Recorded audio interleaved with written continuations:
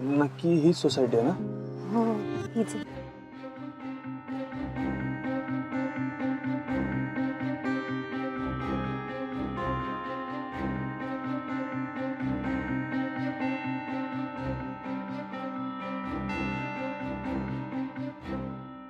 ठीक आहे, मी येतो. हा, श्रीनू थांब ना.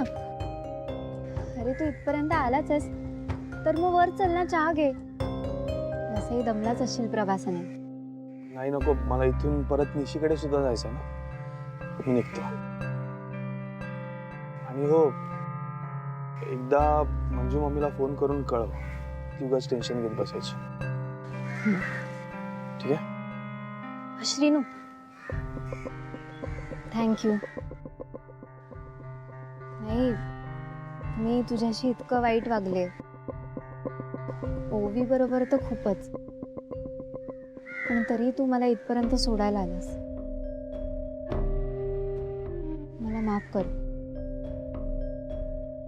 आणि तू आतापर्यंत माझ्यासाठी जे काही केलंयस त्यासाठी थँक्यू. नाही ठीक आहे, थँक्यू म्हणू नकोस. दादा मामाने सांगितलं म्हणून मी इथे आलो. तशी मलाही बरीच कामं होतीच. ठीक आहे, काळजी घे.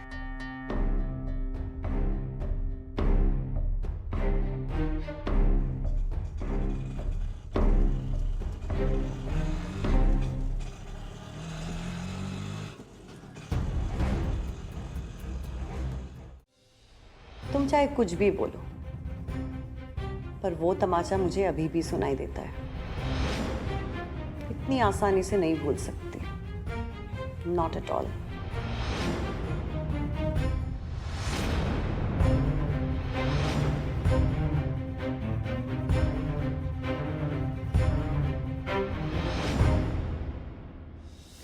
मी आलेच.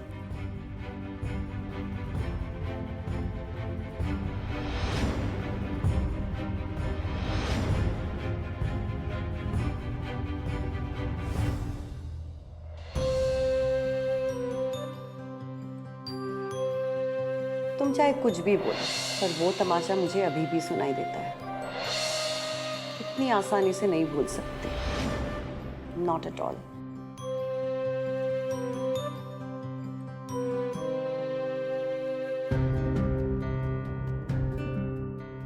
अहो थांबा थांबा, मी करते सगळं. तुम्ही काहीही करू नका. तुमचा काही भरोसा नाही. आता तुम्ही इथे काम कराल आणि बाहेर जाऊन मॅमना सांगाल की मी तुम्हाला काम करायला सांगितलंय. तुम्ही सरका बाजूला, मी करते. माझं ऐकून तरी घ्या. मला काही सांगू नका तुम्ही. उगाच तुमच्यामुळे माझी नोकरी जाईल.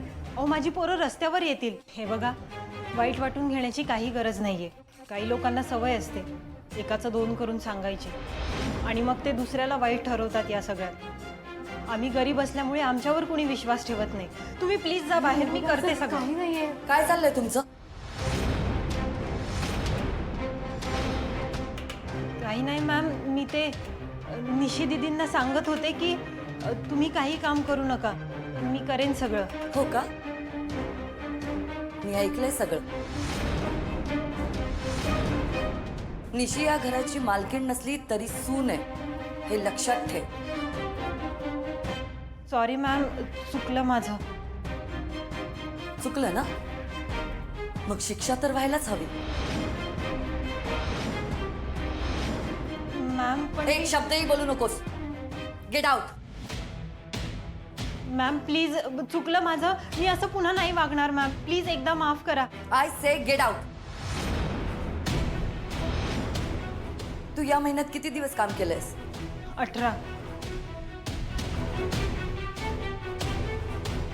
डन. तू या महिन्यात जेवढे दिवस भरले त्याचं पेमेंट केलंय मी. लगेच निघायचं, पण मॅम प्लीज. नाहीतर मी तुला हाताला धरून घराबाहेर काढेन.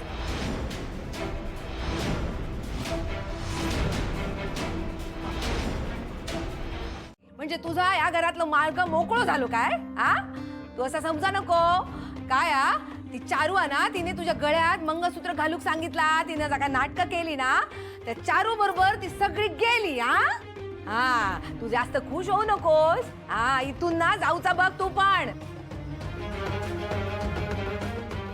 तुझ्या मनातली इच्छा काय आहे ना बरोबर कळता माका, पण मी जिवंत असेपर्यंत तुझी इच्छा पूर्ण होऊ देऊचं नाही हा.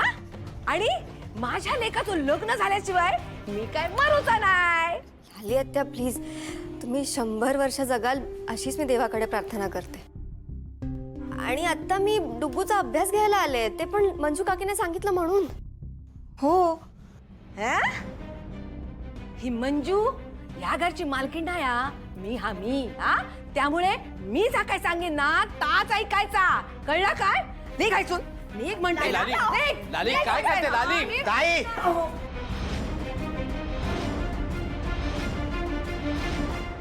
या बघ ओवी कुठे जाणार नाही आणि ओवी रोज हैसर येणार आणि डुग्गूचा अभ्यास घेणार.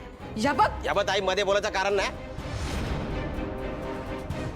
तुझ्या हट्टीपणामुळे मी माझ्या लेकाचं नुकसान होऊ द्यायचं नाही. बस झालं आता, खूप झाली तुझी नाटकं. आता मी गप बसणार नाही.